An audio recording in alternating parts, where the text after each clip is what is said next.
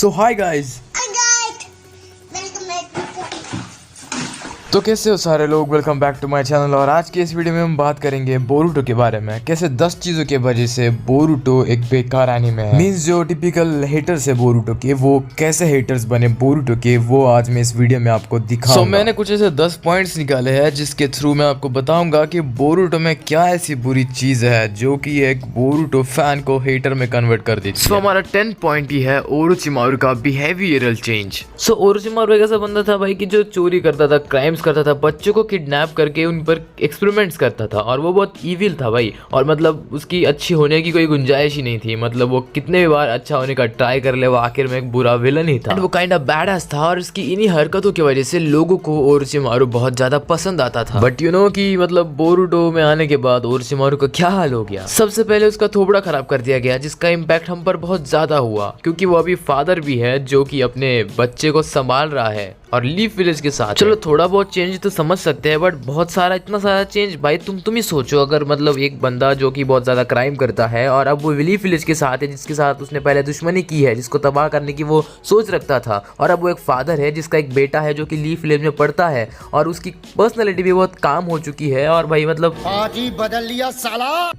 तो आगे बढ़ते हैं 9th नंबर की तरफ। और ये पॉइंट आपको मालूम ही होगा कि बोरुटो अपने बाप से बहुत ज्यादा ही अलग है। चलो एक बार नारुतो के बारे में सोचते हैं। नारुतो की लाइफ कैसी थी? वो बंदा कितना अच्छा था, वो एनर्जेटिक था, उसका कॉन्फिडेंस अच्छा था, और उसको होकागे बनना था, उसका एम था। बट उसको विलेज के थ्रू प्यार नहीं मिला। विलेज के लोग उसे मतलब अच्छा नहीं मानते थे और उसे नफरत करते थे। बट उसने क्या किया, उसने लोगों का दिल जीता और विलेज का हीरो बन गया। वही बंदा जो विलेज में अकेला था, वो विलेज का हीरो बन गया और सारे लोग उसे चाहने लगे। और दूसरी तरफ बोरुटो, उसने क्या किया? चुनिन एग्जाम्स में चीटिंग। भाई बोरुटो को देखो ना, तो वो बहुत ही अलग है नारुतो से। दैट्स वाई बोरुटो के फैंस से ज़्यादा उसके हेटर्स है। भाई बोरुटो में कोई बुरी बात नहीं है, बस वो सेल्फिश है, एरोगेंट है, और उसने सबसे मेन बात चुनिन एग्जाम्स में चीटिंग भी कर ली थी उसके अच्छे दोस्त शिकामारू के अगेंस्ट।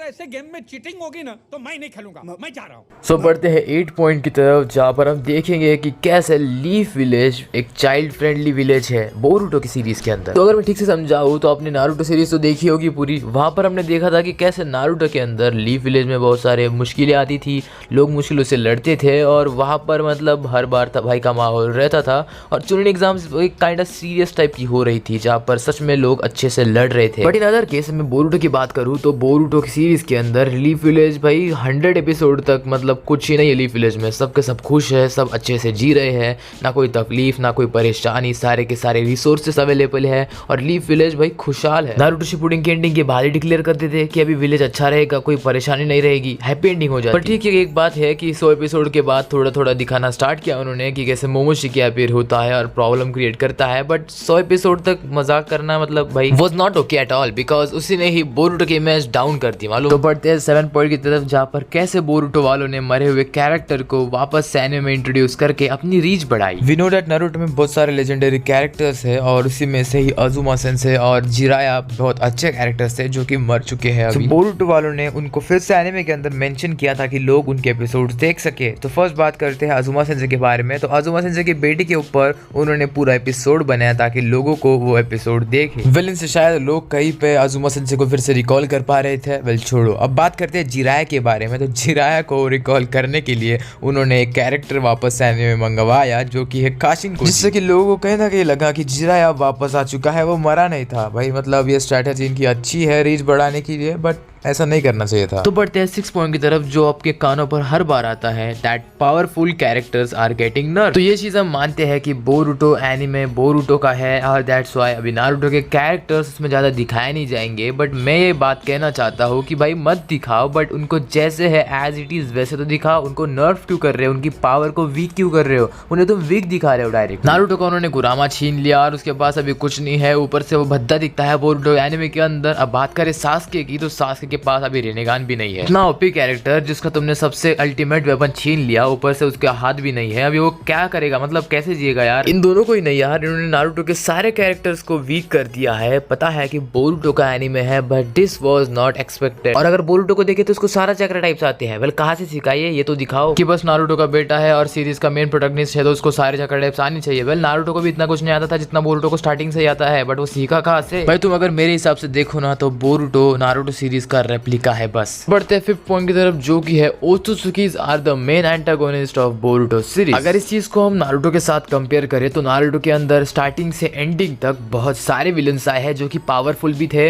और एक टाइप के मेन लीड विलन्स भी थे, बट बोरुटो के अंदर ऐसा कुछ नहीं है। बोरुटो के अंदर स्टार्टिंग से एंडिंग तक एक ही स्टोरी रही है जहाँ पर ओत्सुत्सुकीज विलेज पर अटैक कर देते हैं और उनके ही चमचे वापस आकर विलेज पर अटैक करते हैं, बट मेन एंटागोनिस्ट तो ओत्सुत्सुकी हुए ना। इससे तुम्हें पता है कि ये क्या शो करता है? इससे ये शो करता है कि बोरुटो एनिमे के अंदर कोई प्रॉपर स्टोरी ही नहीं है। मतलब ये एनिमे बस चल रहा है, इसीलिए चल रहा है नारुतो के नाम पर, और बाकी स्टोरी का कुछ अता पता नहीं है। बस ओत्सुत्सुकीज आ रहे हैं और मारकर भग जा रहे हैं, फिर से आ रहे हैं, फिर से मारकर भग जा रहे हैं, और यही एक स्टोरी है बस। और ये बोरुटो वाले हर एक ओत्सुत्सुकीज को लाएंगे इस सीरीज में, क्या पता आगे चलकर वो कागुया को, जिसने नारुतो एंड सास्के ने सील किया है, उसको वापस बुला ले बोरुटो सीरीज के अंदर। तो इस पॉइंट से मुझे ये कहना था, अगर तुम चाहते हो कि तुम्हारी सीरीज बोरुटो की है और नारुतो से अलग है, तो फिर नारुतो के मेन विलन्स को बोरुटो में क्यों ला रहे हो भाई? बोरुटो का कोई नया विलन तो होना चाहिए, नहीं तो फिर लोग तो यही कहेंगे कि नारुतो की कॉपी है and Boruto is trash like साकुरा। क्या बोला तूने? वेल आगे बढ़ते हैं नेक्स्ट पॉइंट की तरफ, जो की है डेंकी के बारे में, जो कि इतना कोई बड़ा टॉपिक नहीं है। जस्ट आई एम सेइंग कि डेंकी एक बंदा ऐसा है जो कि एक बहुत रिच फैमिली से बिलोंग करता है, उसमें कोई शिनोबी स्किल्स भी नहीं है और एक वो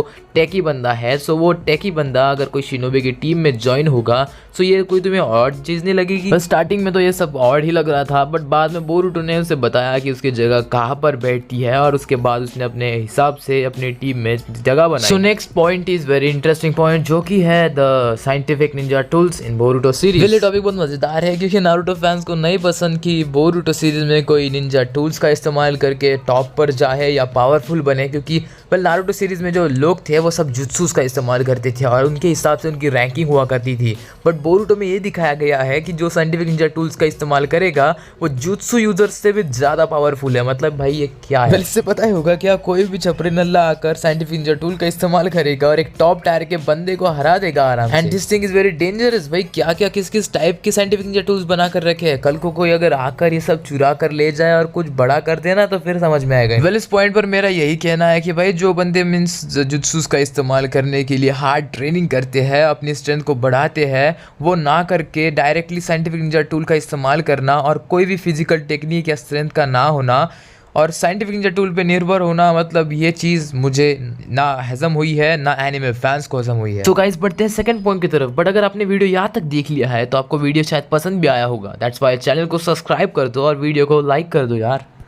सेकंड टॉपिक भी आपने कई बार सुना होगा कंट्रोवर्सीज में, जो कि है नारुतो के जो कैरेक्टर्स है वो बोरुटो के सीरीज में लेस कूल और थोड़े से अजीब से दिखाए गए हैं। और इस टॉपिक पे मैं स्पेशली गारा को कंसीडर करना चाहूंगा। इस बंदे को देख रहे हो आप में से हर एक बंदा इस बंदे को जानता होगा क्योंकि this is the legendary Gaara, the greatest Kazekage of sand village. But unfortunately Boruto series में वो किसी भी तरह से लेजेंडरी नहीं है और उसका कोई अस्तित्व नहीं। गारा को उन्होंने इस कदर चेंज कर दिया है कि अब अगर आप देखो गारा पहले कैसा था और अभी कैसा था तो आप भी थोड़े से शौक हो जाओगे कि वो पहले बहुत कूल था, अब वो भाई बूढ़ा लग रहा है। और अगर उन्होंने गारा को अगर ऐसा बना दिया या फिर ऐसा भी बना दिया ना तो अभी हमें कोई फर्क भी नहीं पड़ेगा, क्योंकि भाई एक्सपेक्ट ही क्या कर सकते बोरुटो वालों से। एंड हमारा फर्स्ट पॉइंट है कि उन्होंने हमारे नारुतो के ओल्ड कैरेक्टर्स को एकदम ही गायब कर दिया है बोरुटो सीरीज। नारुतो और बाकी सारे कैरेक्टर्स को वीक करने के साथ साथ अब उनका स्क्रीन टाइम भी कम कर दिया गया है। पहले वो हमें देखने को मिलते थे, अभी तो वो दिखाते भी नहीं। अब ककाशी को ही देख लो, मेरा और फैंस का सबसे फेवरेट एंड सबसे पावरफुल कैरेक्टर, जो कि पता नहीं मैंने पिछली बार कब देखा था। बड़े और पॉपुलर कैरेक्टर को डिसअपियर करना मुझे बहुत डिसअपॉइंटिंग लगा, और अगर वो ऐसा कर सकते हैं तो वो नारुतो और सास्के को भी डिसअपियर करने में ज़्यादा टाइम नहीं लगाएंगे। एंड होप कि ये दिन हमें देखना ना पड़े। वेल यही थे वो 10 पॉइंट्स जो बोरुटो को एकदम बेकार बनाते हैं। वेल आज के लिए इतना ही, मिलेंगे नेक्स्ट ऐसे ही वीडियो में, तब तक के लिए take care and good bye.